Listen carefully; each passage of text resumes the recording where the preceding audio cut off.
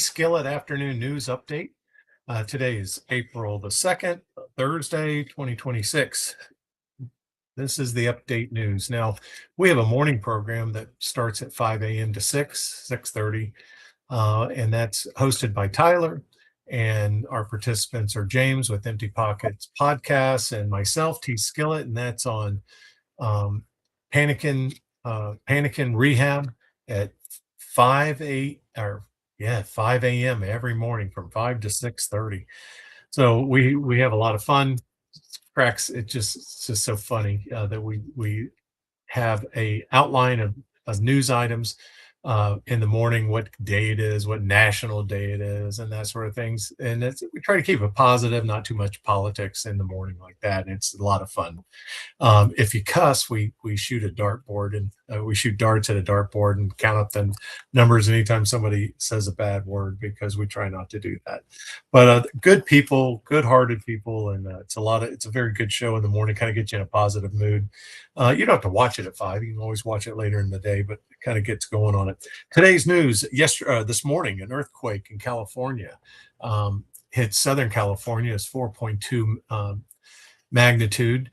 As you know, San Francisco is more north up in California. LA's in the middle, and then of course San Diego's down in south. So this was in about that general area of Southern California. No reported damage.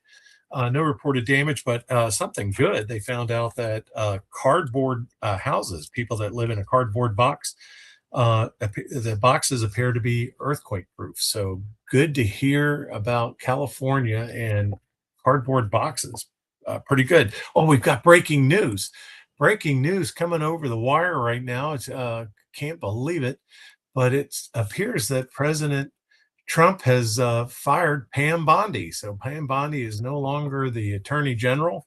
I guess Todd somebody's going to be taking her place for a little bit until they find another one. But oh my goodness, I hate to kind of celebrate that, but I mean, we were waiting for a lot of indictments and things that have gone on that everybody was kind of waiting for. But hey, Pam, don't worry. You got that great big old ring on your finger there. You'll be all right.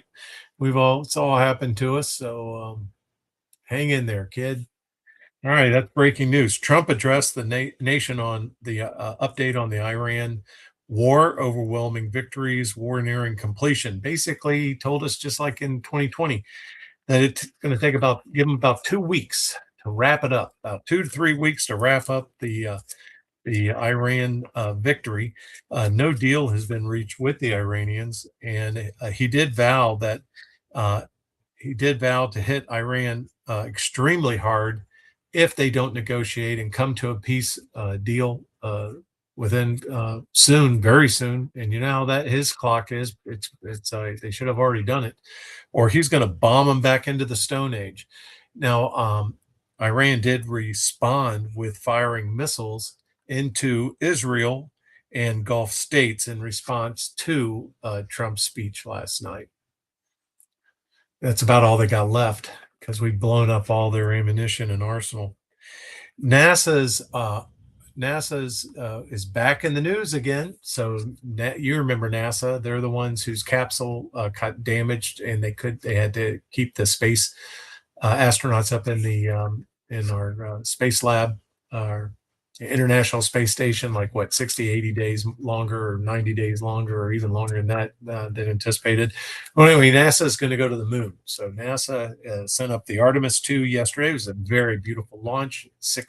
There was a short delay, but got off to around 6:30. They had a 2-hour window. But there was a small delay from the 6:24 launch, but it got off without any problems. And you could see this launch all up and down the East Coast. It's a historic mission where the capsule is going to circle the moon and come back and land in the Pacific April 10th. Today has been one of the most dangerous days of the mission. It's where the capsule had a burn for rotation, a high altitude rotation around the Earth to gain speed to leave the Earth gravity and slingshot toward the moon.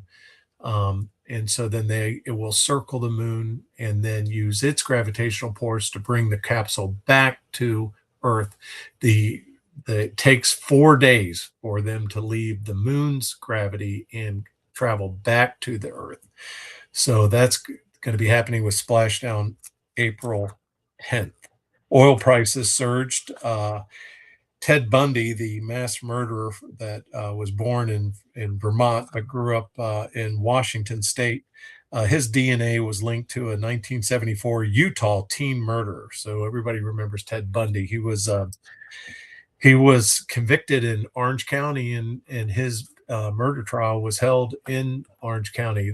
The Ted Bundy was a mass murderer.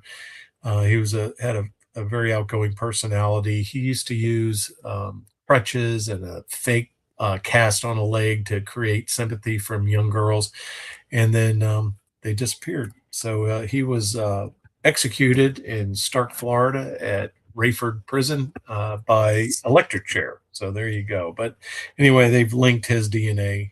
He admitted to this killing in Utah of a teen murder, but the DNA finally has matched. Newark, New Jersey, Newark School Board is missing $287 million COVID relief spending, mismanagement, missing funds. That was reported today. They're looking for the money though, but don't find that money. Let's see, Code Blue. So everybody remembers who Code Blue is. That's the fundraising arm of the DNC.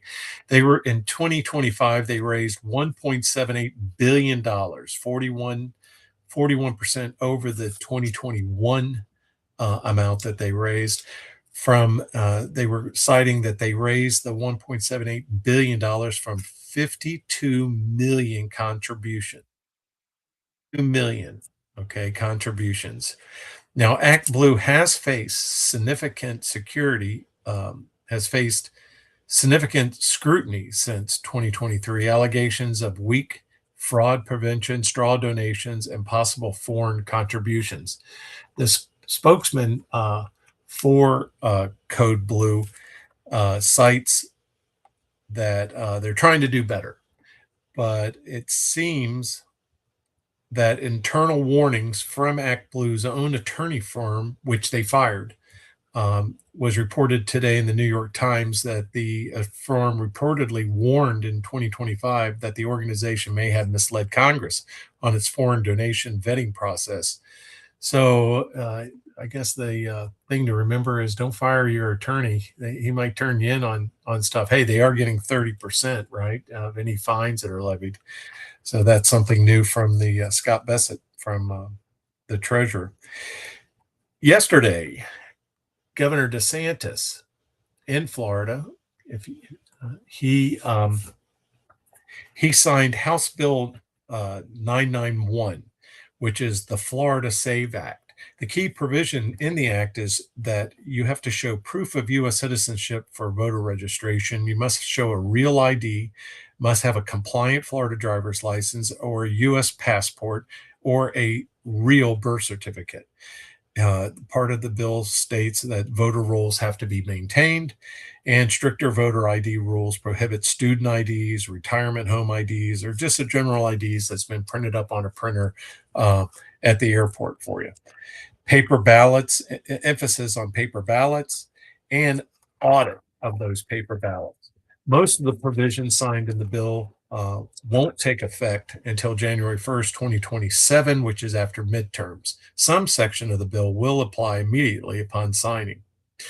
After Florida Governor DeSantis signed House Bill 991, which was the Florida SAVE Act, Save Florida Act.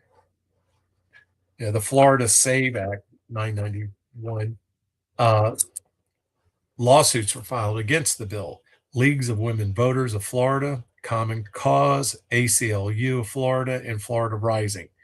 So they want free and fair, free and open elections where you can pretty much cast ballots any way you want, and by anybody can do it. But who knows? Leagues of women voters I've found are pretty much left wing weighted, and even though they say they're not, but they pretty much show up at every Code Pink No Kings rally that I've ever seen, and especially Florida Rising. Well, that's about it. We appreciate you. We appreciate you uh, checking in with us on the afternoon. This is T Skillet, and you can see me every morning at 5 a.m. on Panikin Rehab with Tyler and James. So have a good afternoon. Thanks for viewing. We appreciate it. Thank you very much.